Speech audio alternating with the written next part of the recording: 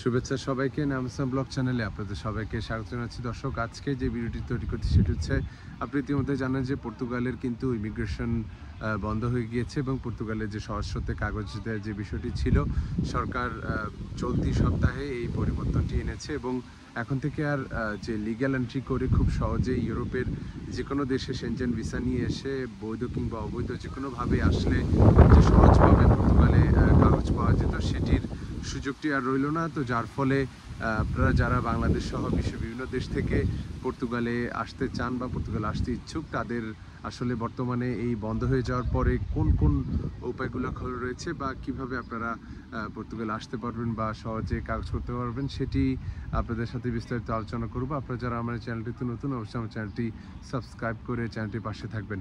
শুরুতে রাখি যে দর্শক, আসলে যে সহজ সিস্টেমটি ছিল, সহজেই যে কোনো দেশের ট্যুরিস্ট ভিসা বা স্টুডেন্ট ভিসা বা ওয়ার্ক পারমিট নিয়ে আসলে কিন্তু পরবর্তীতে পর্তুগালে মুভ করে খুব সহজে 88.2 বা 89 যে 23/2007 একটি আইন ছিল, সেই আইনের আন্ডারে যে আর্টিকেলগুলো ছিল সেগুলোর আন্ডারে কিন্তু খুব সহজেই বাংলাদেশির হাজার হাজার বাংলাদেশি তারা রেসিডেন্স কার্ড পেয়েছেন, পাসপোর্ট পেয়েছেন। কিন্তু বর্তমানে এই যে সরকারের হঠাৎ করে এই পরিবর্তনটি, সেটির বেশ কিছু কারণ রয়েছে। এর অন্যতম কারণ হচ্ছে এই অভিবাসন যে ব্যবস্থা, সেটিকে আসলে অনেকভাবেই অনেকে অ্যাবিউজ করেছে, বিশেষ করে অনেক মাফিয়া চক্র, বিশেষ করে সহজ শর্ত অভিবাসনের সুযোগটাকে কাজে লাগিয়ে অবৈধ যে অনেক ক্রিমিনাল সহ বিভিন্ন মানুষজন আসলে পর্তুগালে গিয়ে সেখানে ক্রাইম রেট অনেক বেড়ে যায় এবং স্থানীয় পর্তুগিজদের অনেক সমস্যার সৃষ্টি হয় এবং তারা যে বাসার সংকট সহ বিভিন্ন চাকরির সংঘর্ষ বিভিন্ন কারণেই আসলে সরকারের উপরে একটা চাপ ছিল যে এই পরিবর্তনটি আনার।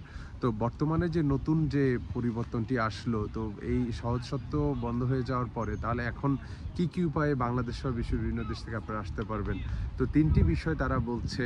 তিনটির মধ্যে প্রথমটি হচ্ছে যে ওয়ার্ক পারমিট ভিসায় আপনারা পর্তুগাল আসতে পারবেন। ওয়ার্ক পারমিট ভিসা আপনাকে আসতে হলে সেখানে তারা এখনও নতুন অবস্থায় তারা বলছে যে তার স্কিল যে ওয়ার্কার, বিশেষ করে কনস্ট্রাকশন বা এগ্রিকালচার বা যে হেলথ কেয়ার, মানে যেই যেই সেক্টরই হোক না কেন, সেখানে যারা স্কিল্ড বা অভিজ্ঞ যারা রয়েছেন, যাদের দক্ষতা রয়েছে, কাজের অভিজ্ঞতা রয়েছে, এ ধরনের মানুষকে তারা ওয়ার্ক পারমিটে আসার সুযোগ করে দিবে এবং সংশ্লিষ্ট যে দূতাবাসগুলো রয়েছে, বিশেষ করে বাংলাদেশিদের জন্য আমাদের ইন্ডিয়ার যে দূতাবাস রয়েছে বা যেই দেশের মানুষদের জন্য দূতাবাস যেটি রয়েছে, সেই স্থানীয় পর্তুগিজ দূতাবাসের মাধ্যমে আবেদন করে যে কোনো একটি কোম্পানি থেকে তাদের ওয়ার্ক পারমিট বা জব কন্ট্রাক্ট তাদের থাকতে হবে। সেক্ষেত্রে সেভাবে আবেদন করেই পর্তুগালে আসতে হবে। এটি একটি অপশন তারা খোলা রেখেছে এবং এই অপশনের মাধ্যমে তারা পর্তুগালে পরবর্তীতে গিয়ে সেখানে স্থায়ী হতে পারবে।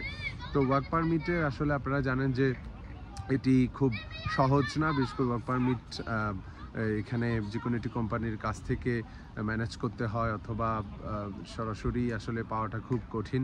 তো এই প্রক্রিয়ায় আমরা জানি যে অনেকেই এই ধরনের প্রসেসগুলো করে থাকে। তো আপনারা যদি সে ধরনের ভালো সুযোগ সুবিধা পেয়ে থাকেন, অবশ্যই যদি ওয়ার্ক পারমিট নিয়ে আসতে পারেন, এটি আপনাদের জন্য খুব ভালো একটি সুযোগ রয়েছে। কারণ ওয়ার্ক পারমিটে আসলে এখানে সরাসরি আপনাদেরকে যে ওয়ার্ক পারমিট D1 ক্যাটাগরির ভিসাটি আপনারা পেয়ে থাকেন, সেটি পর্তুগালে আসার পরই আপনি রেসিডেন্স কার্ড খুব সহজেই পেয়ে যাবেন এবং যেদিন থেকে আপনি ভিসা পাবেন সেদিন থেকেই আপনার পাসপোর্ট আবেদনের যে বিষয়টি সেটি কাউন্ট হয়ে থাকে। তো এই জন্য ওয়ার্ক পারমিট ভিসাটি খুবই ভালো। যদি কেউ এটি করতে পারেন, সুযোগ থাকে, তাহলে এটি একটি অপশন বর্তমানে এখনও খোলা রয়েছে পর্তুগালে গিয়ে স্থায়ী হওয়ার। তো আর দ্বিতীয় বিষয় যেটি রয়েছে সেটি হচ্ছে স্টুডেন্ট ভিসা। স্টুডেন্ট ভিসায় কিন্তু পর্তুগালে প্রচুর সংখ্যক স্টুডেন্ট এসে থাকে, তবে বাংলাদেশ থেকে কিছুটা জটিলতা রয়েছে।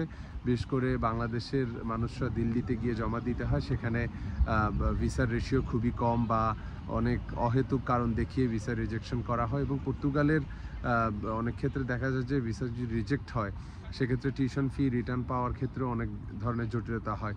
তো এই বিষয়গুলো অবশ্যই আপনারা ক্লিয়ার হয়ে বা এই বিষয়গুলো সম্পর্কে ভালো জেনে তারপরে আপনারা পর্তুগালে আবেদন করে আসতে পারবেন। তবে আমি যেটি বলবো যে আসলে স্টুডেন্ট ভিসায় আসার পরে দেখা যায় যে অনেক সময় আপনাদের যে পর্তুগালের যে দূতাবাস রয়েছে, তারা আপনাদের বেশ কিছু বিষয় তারা খেয়াল করে থাকে। যেমন আপনার যে আপনি পড়াশোনা চালিয়ে যাওয়ার জন্য সে ধরনের আর্থিক সচ্ছলতা আপনার রয়েছে কিনা, বা আপনি যে কোর্সে আসছেন সেটির সাথে রিলেভেন্ট কোর্স আপনার রয়েছে কিনা, বা আপনি এর আগে পড়েছেন কিনা সেই রিলেভেন্ট কোর্সে। তো এগুলো অনেক কিছুই পর্তুগালে যখন আপনি স্টুডেন্ট ভিসার জন্য যান সেখানে এগুলো অনেক গুরুত্বপূর্ণ একটি বিষয় হয়ে দাঁড়ায়।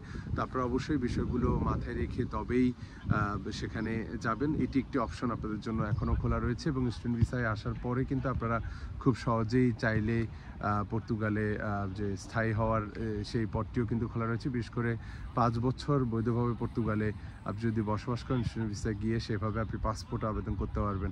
তো তৃতীয় যে বিষয়টি রয়েছে সেটি হচ্ছে যে ফ্যামিলি রিউনিয়ন। ফ্যামিলি রিউনিয়নটা আসলে যেটি পর্তুগালে আপনাদের যে কোনো একজন আত্মীয় স্বজন থাকতে হবে, এটি আসলে সবার জন্য প্রযোজ্য না। বিশেষ করে যারা বাংলাদেশের বিভিন্ন দেশ থেকে নতুন যারা আসতে চাচ্ছে বা স্থায়ী হতে চাচ্ছে, তাদের জন্য এটি যাদের যদি আত্মীয় স্বজন কেউ পর্তুগালে না থেকে থাকে তাহলে এটি সহজ না। বিশেষ করে ফ্যামিলি রিউনিয়নটাকে সরকার অনেক সহজ করার পরিকল্পনা করছে। বিশেষ করে ফ্যামিলি রিউনিয়নের ক্ষেত্রে পর্তুগালে যারা ইতিমধ্যে আছেন, আপনারা ইতিমধ্যে জানেন যে প্রসেসগুলো বন্ধ করে দেওয়া, নতুন করে যে সেফ অ্যান্ড ফ্রি সেটি বন্ধ করে দেওয়ার কারণে এখন সরকারের পক্ষে যে এই 4 লাখ মানুষ যে কাগজের জন্য অপেক্ষা করছে, তাদের কাগজগুলো দিয়ে দেওয়ার পরে তখন হচ্ছে যে ফ্যামিলি রিউনিয়ন সহ এই বিষয় প্রসেসগুলো আরও সহজতর হয়ে আসবে।